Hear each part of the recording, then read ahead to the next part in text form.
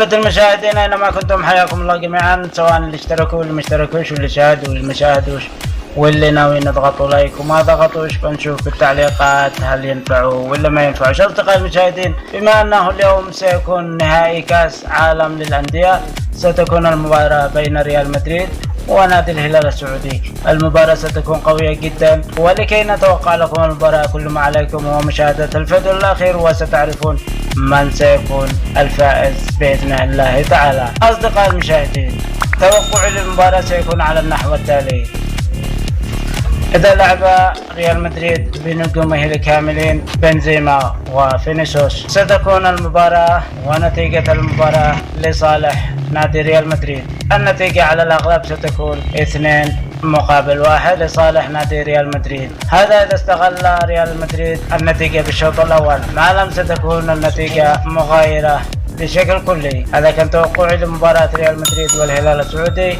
كنت معكم أنا عصام عقيل، وإلى اللقاء.